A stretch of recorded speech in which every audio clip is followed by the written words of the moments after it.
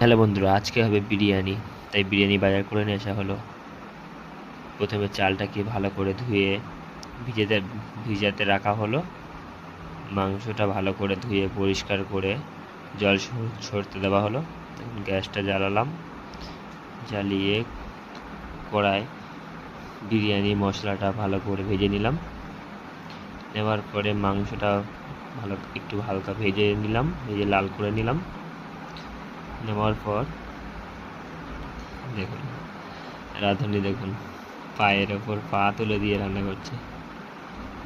মাংসটা লাবানো হয়ে গেল। এবারে আলুটিকে দিয়ে আলুটাও ভেজে নেওয়া হলো। পেঁয়াজটা কুচিয়ে রাখা হলো। পেঁয়াজটা এবারে এদিকে কাকিরা সব বিরিয়ানি মশলা বাটছে, মিক্সার করছে। চালটা হয়ে যেতে পারছিল এবং পেঁয়াজটাকে এবার লাবানো হবে। দেখুন পেঁয়াজটা লাবানো হয়ে রেডি।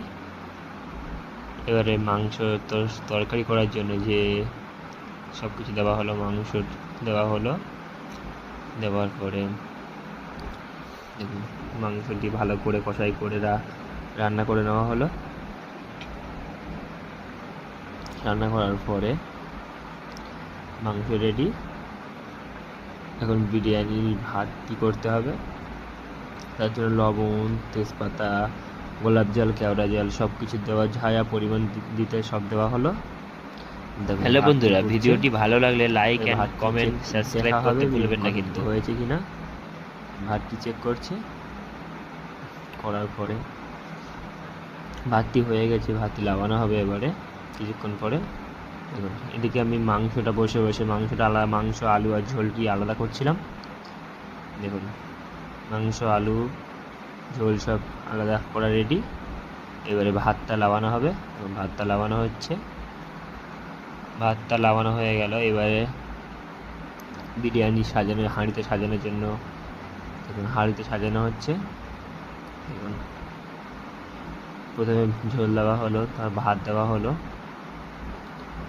তারপরে পেঁয়াজ কেটে মাংস, আলু সব কিছু পরপর সাজিয়ে তাকে রাখা হবে।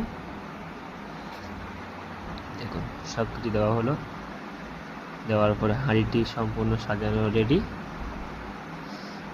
দেখুন এবারে হাঁড়ির কাজ চারিপাশে যেন দম না বেরিয়ে যায় তার জন্য আটা বলে মাখিয়ে দেওয়া হচ্ছে চারিখানা দিয়ে সরাটি চাপা দেওয়া হলো।